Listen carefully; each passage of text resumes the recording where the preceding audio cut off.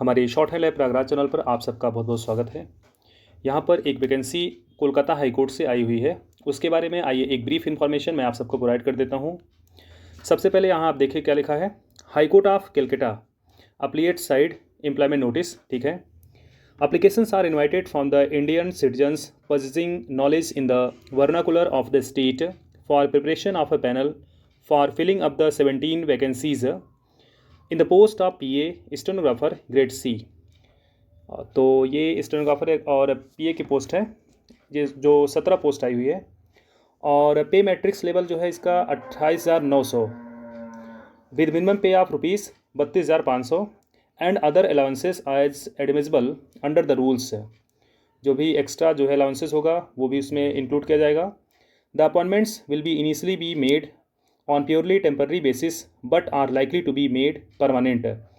ये जो पोस्ट आई हुई है ये टेम्पररी पोस्ट होगी। कहने का मतलब कि अभी शुरुआत में आपको टेम्पररी रखा जाएगा जो 17 वैकेंसी आई हुई है, लेकिन इन फ्यूचर जो है इन्हें परमानेंट किया जा सकता है। इसमें देखिए नोटिफिकेशन में लिखा हुआ है, the appointments will initially be made on purely temporary basis but are likely to be made permanent। आगे देखते हैं वैकेंसी को जो डिटेल है उसमें क्या लिखा हुआ है। अनरिजर्व के लिए 4 है, ठीक है, ओके। और अनरिजर्व एग्जम्प्टेड कैटेगरीज, तो देखिए इसमें आप देख सकते हैं स्क्रीन पे कि किस तरीके से वैकेंसीज को इन्होंने डिवाइड किया है। 14, 3, 17 आप इसमें देख सकते हैं किस तरीके से क्या लिखा हुआ है। आगे मैं बता देता हूँ। इसेंशियल क्वालिफिकेशंस में आप देखिए क्या लिखा है, a pass in the higher secondary examination from the West Bengal council of higher secondary education और its equivalent examination from a recognised council board university institution. कहने का मतलब यहाँ पर इन्होंने कहा है कि आपके पास हायर सेकेंडरी एग्जामिनेशन जो है वो वेस्ट बंगाल काउंसिल और हायर सेकेंडरी एजुकेशन से रहना ज़रूरी है, या तो आपके पास इसी के इक्विवेलेंट जो है किसी और इंस्टीट्यूट से जो कि रिकग्नाइज्ड हो, बोर्ड, काउंसिल, यूनिवर्सिटी या इंस्टीट्यूशन हो, वो भी रिकग्नाइज्ड होना चाहिए। तो कहने का मतलब आप वेस्ट बंगाल से रहें या ना रहें फिर भी आप जो है सबमिट कर सकते हैं फॉर्म। आगे देखिए क्या लिखा है, speed in short hand and type writing 120 WPM and 30 WPM respectively. Short hand जो है आपका 120 वर्ड पर मिनट होना चाहिए और 30 वर्ड पर मिनट जो है इसकी टाइपिंग होनी चाहिए। और knowledge in basic computer application, आपको बेसिक नॉलेज जो है कंप्यूटर की होनी चाहिए। फॉर पर्सनस विद डिसेबिलिटीज़, ये डिसेबिलिटीज़ के लिए है। आगे देखते हैं क्या लिखा है। एज के बारे में लिखा है मिनिमम 18 और मैक्सिमम 32, जो कि 1 जनवरी 2022 को काउंट होगा, ओके। और इसमें SC ST के लिए जो अलग से एडमिसिबल किया जाएगा 5 साल, या जो भी इन्होंने लिखा हुआ, क्या लिखा है इन्होंने, upper age limit is relaxable by 5 years case of SC ST candidates of West Bengal only. ठीक है, वेस्ट बंगाल के जो होंगे उनको 5 साल के लिए रिलैक्सेशन मिलेगा जो SC ST के कैंडिडेट होंगे। In case of persons with disability the upper age limit is relaxable up to 45 years। ठीक है, as a recorded in the Madhyamik और equivalent certificate will be accepted only. तो ये जो है उनके लिए है जो रिलैक्सेशन वगैरह चाहते हैं। आगे देखते हैं क्या लिखा है। यहाँ पर फीस क्या है इसकी, fees each application must be accompanied by application fees of ₹800, 800 रुपये फ़ीस है। और 300 रुपये SC ST के लिए है जो वेस्ट बंगाल के होंगे, 300 for SC ST of West Bengal candidates only by Indian postal order. तो कहने का मतलब आपको जो पेमेंट करना है वो सिर्फ और सिर्फ पोस्टल ऑर्डर के माध्यम से ही करना पड़ेगा। इन्होंने स्पष्ट यहाँ पे लिखा हुआ है, only by Indian postal order which must be purchased on a date after publication of this advertisement and drawn in favour of the, जो ये पोस्टल ऑर्डर बनेगा वो जो बनेगा in favour of the registrar general high court Calcutta and payable at GPO at Calcutta. तो इस चीज़ को ध्यान दीजिएगा भरते समय कि इसका पेमेंट जो है वो इंडियन पोस्टल ऑर्डर के माध्यम से ही किया जाएगा। और देखते हैं, no fees need be given the candidates belonging to exempted categories. जो कैटेगरी जो ऊपर बांटी गई थी उसमें जो है उन लोगों की फ़ीस जो है नहीं लगेगी। ये आप देख लीजिएगा स्क्रीन पे, यहाँ पे ऊपर लिखा हुआ है, यहाँ पर पढ़ लीजिएगा क्या लिखा है, यहाँ पर लिखा है। आगे देखते हैं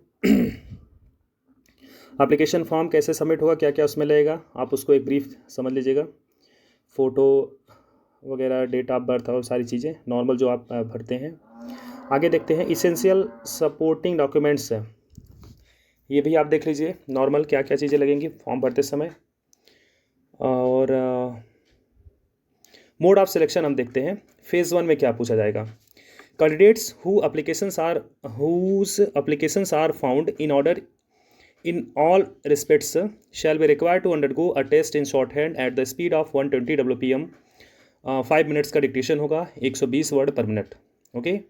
the text is to be transcribed in own hand writing. कहने का मतलब आपको फेज़ 1 में जो ट्रांसक्रिप्शन जो शॉर्ट हैंड बोला जाएगा उसको आपको टाइप नहीं करना है, उसे जो है आपको अपने हैंड राइटिंग में जो है लिखना है। विद इन 45 मिनट्स में 45 मिनट में आपको अपने हाथ से जो है उसको लिखना है, ट्रांसक्राइब करना है हैंड राइटिंग में। ओके। सेकेंड फेज़ में क्या होगा। The candidates selected and shortlisted on the basis of the result of phase 1 test shall be required to undergo a further test in short hand at a speed of 120 WPM to be followed by direct transcription of the text through the aid of a computer at the speed of 30 WPM। ठीक है। तो यहाँ पे लिखा हुआ है कि ये जब आप फेज़ 1 क्वालिफाई कर जाएंगे, पहला स्टेप आप क्वालिफाई कर जाएंगे, फिर सेकंड स्टेप के लिए आपको 120 WPM पे एक और नहीं है।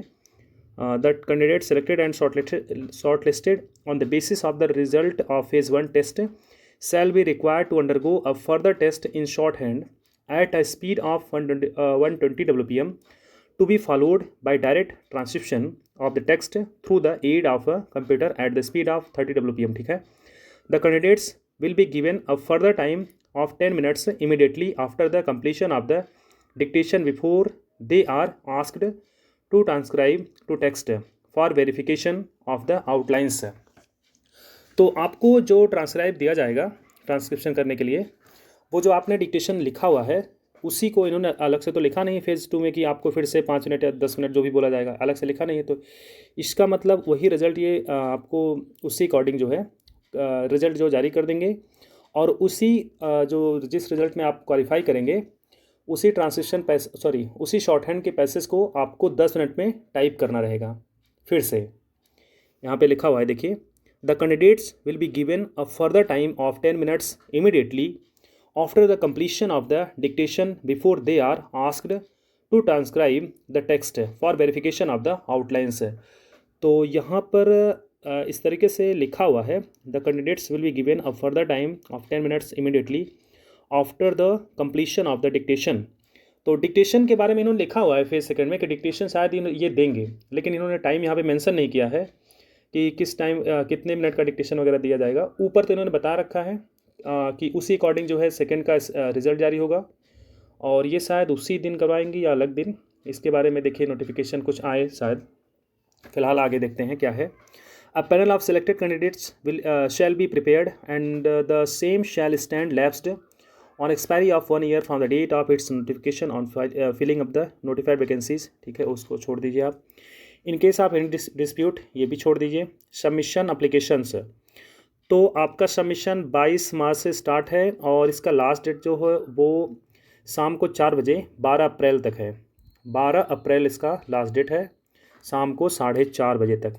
और यहाँ पे आपको इसका लिंक दिया हुआ है www.calcuttahighcourt.gov.in।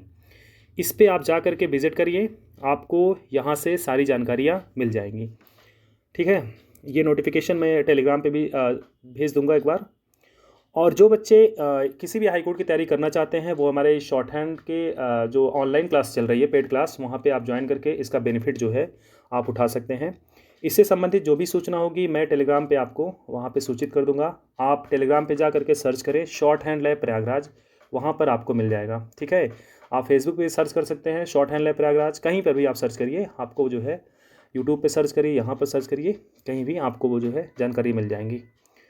और भी जो जानकारी इससे रिलेटेड है वो आप जो है मैसेज करके टेलीग्राम पे आप जानकारी इकट्ठा कर सकते हैं, और इसका PDF जो है मैं टेलीग्राम पे भेज देता हूँ।